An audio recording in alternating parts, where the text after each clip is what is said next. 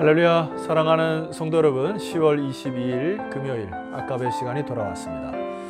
오늘 말씀은 출애굽기 35장 20절에서 출애굽기 36장 1절까지 주말이 다가오면은 이제 주일 본문과 함께 이렇게 좀 이어서 하기도 하고 또 땡겨서 하기도 하고, 그러니까 여러분들 요거를 주일날 본문과 함께 일부분을 같이 맥락이 비슷함으로 함께 묵상을 하도록 하겠습니다.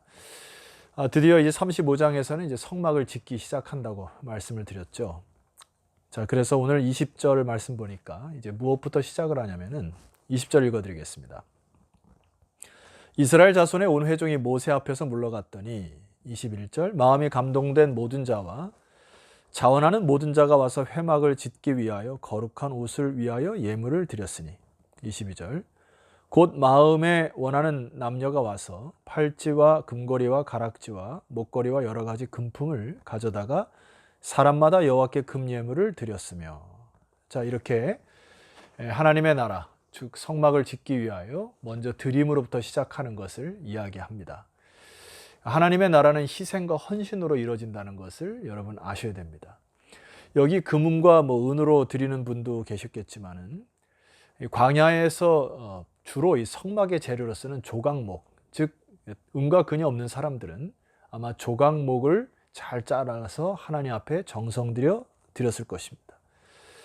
자, 꼭 기억하십시오. 하나님의 나라는 희생과 헌신으로 이루어진다. 드림으로 시작이 된다라는 것입니다. 그런데 이 부분에서 우리가 깊이 묵상해야 될 것은 이런 드림, 헌신과 희생, 그거보다 더 앞서서 가장 중요한 동기가 먼저 최우선순위 한다는 것을 우리가 오늘 본문을 묵상하다 보면 알 수가 있어요.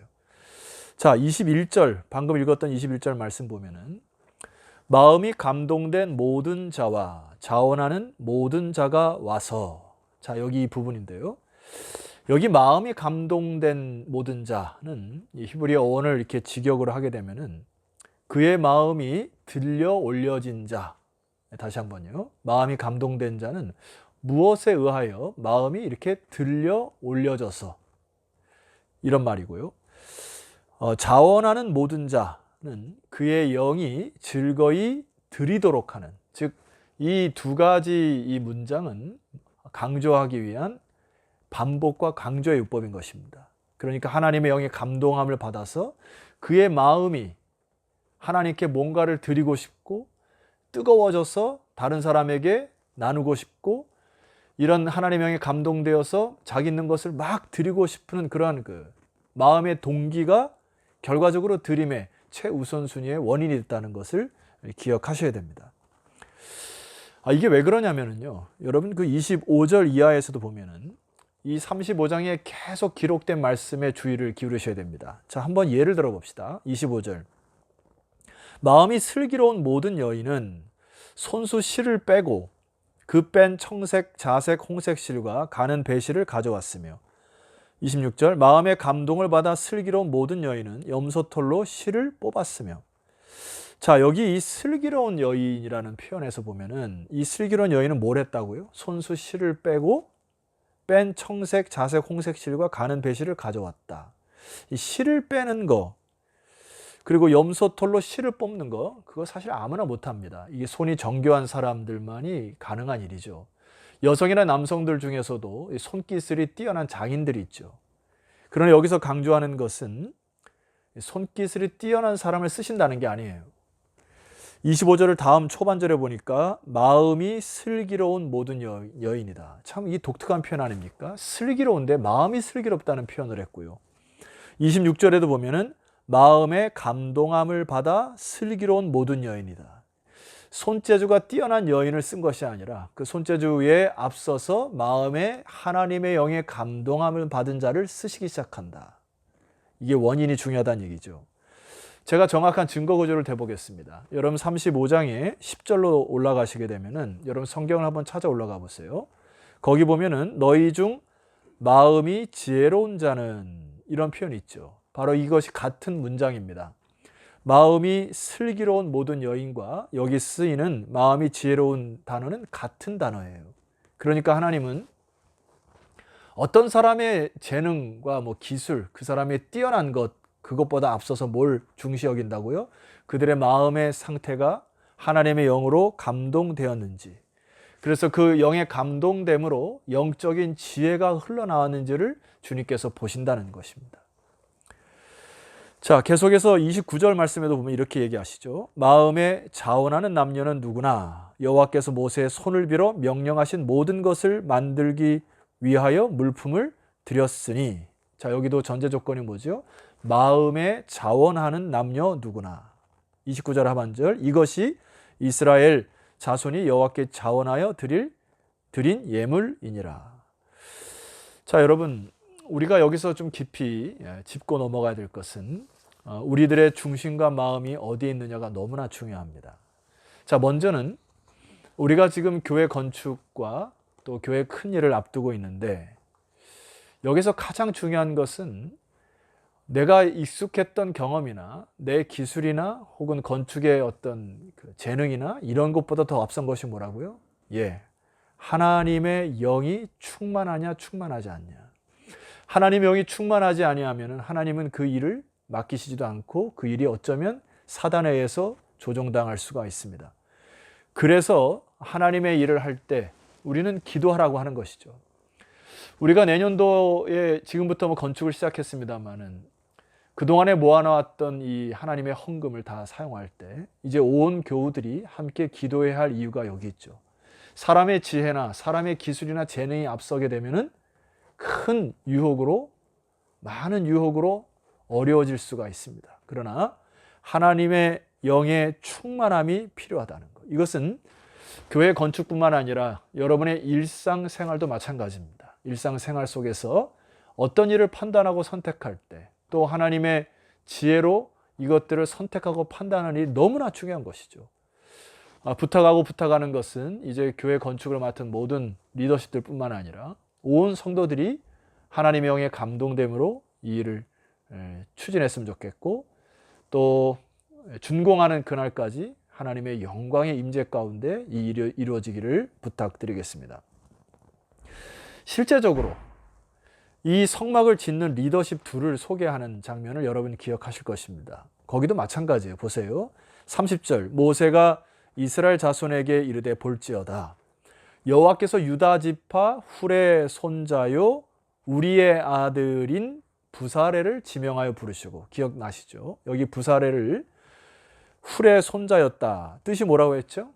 하나님의 보호 아래서 라는 이름을 갖고 있는 이 부사레를 지명하여 부르셨는데, 자, 그가 갖고 있는 재능과 이 모든 것을 사용하기에 앞서서, 자, 31절 보세요. 하나님의 영을 그에게 충만하게 하여 지혜와 총명과 지식으로 여러 가지 일을 하게 하셨다.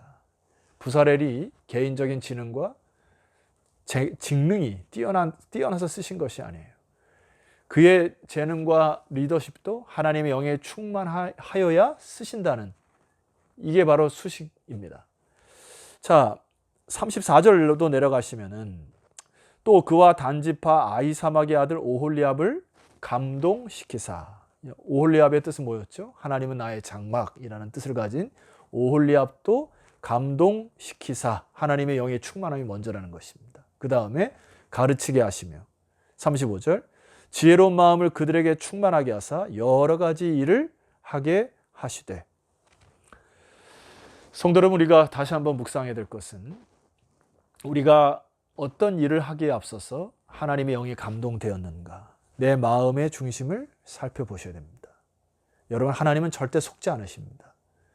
여러분들이 주의 일을 하면서 어떤 이익을 추구한다거나 어떤 개인의 영화를 위하여 일을 한다거나 대충 일을 한다거나 할 때 하나님의 영이 그것을 싫어하는 것이죠. 사무엘에게 새로운 지도자를 뽑을 때 사람은 외모를 보거니와 나 여호와는 중심을 보신다 하셨어요. 사랑하는 성도 여러분, 부탁합니다.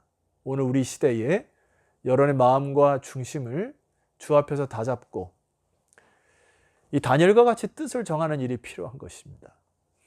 마지막으로 여러분에게 좀 메시지를 드려야 될 것은, 민족이 포로기로 잡혀갔던 시절에 이 다니엘의 세 친구가 바벨론의 지배 속에서 있을 때 얼마나 어려웠겠습니까? 그들의 문화, 가치관 혹은 정치, 또 그들이 가르쳐준 많은 종교 의식들을 받았던 그 시대에 다니엘서 1장 8절을 보면 다니엘은 이렇게 표현합니다. 뜻을 정하여. 여러분이 뜻을 정하여라는 그 히브리어 어원을 보면은 마음을 두다라는 것이 정확한 직역이에요.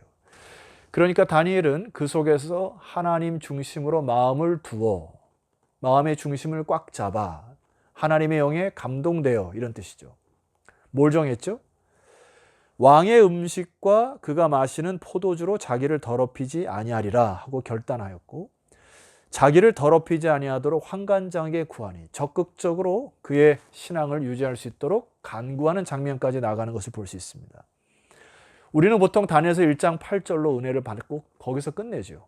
그런데 9절 말씀 보니까 하나님이 다니엘로 하여금 환관장에게 은혜와 긍휼을 얻게 하신지라. 참 이 부분을 보면은 말입니다. 하나님이 기다렸다는 듯이 다니엘이 마음의 중심을 하나님께 두는 것, 그리고 하나님의 영에 감동되어 결단하고 절제하고 그리고 적극적으로 신앙을 지키고 나니까 이제 하나님이 움직이시는 명분이 생긴 것 같습니다. 사랑하는 성도 여러분, 오늘 이 말씀을 듣는 모든 주의 백성들이 우리의 마음과 중심이 무엇이 꽉 차 있는지 보셔야 됩니다. 그리고 내 재능과 내 기술과 또 내 지혜와 지식, 이것보다 앞선 것이 뭐라고요? 하나님의 영에 감동되어 직장 일을 하셔야 되고요. 하나님의 감동되어 우리는 공부도 해야 되고요. 하나님의 일에 감동되어 건축 일도 해야 되고 하나님의 일에 감동되어 자녀들과 다음 세대를 가르치는 일을 하셔야 합니다. 우리가 많은 부분에 대해서 이 부분을 너무나 놓친 것이 아닌가 생각돼요. 이제 코로나가 이제 위드 코로나 시대가 선포될 것입니다. 대충 이렇게 흘러가다 보면은 어쩌면 또 위드 코로나의 문화 속에서 그냥 젖어갈 수가 있는데 그러지 않았으면 좋겠고 새해를 맞이하기 전에 이 하나님의 영에 감동된 그런 기도의 물결들이 저와 여러분의 삶 속에 넘쳐서 우리의 중심이 회복되는 축복의 한 해가 되기를 소망합니다. 기도드리겠습니다. 하나님 아버지, 오늘 출애굽기 35장의 메시지를 통하여 우리의 가슴, 우리의 중심이 잃어버리고 또 하나님을 떠난 것에서 다시 돌아오게 하시고 마음을 여호와께로 두고 진리의 말씀 위에 세워가 하나님의 열정으로 주님의 나라를 건설하는 믿음의 백성들 다 되게 하옵소서. 예수 그리스도 이름으로 기도드렸사옵나이다. 아멘. 자, 성도 여러분 수고하셨고요. 내일 주말 아침에는 출애굽기 36장 전반의 말씀으로 여러분을 찾아뵙도록 하겠습니다. 내일 뵙겠습니다.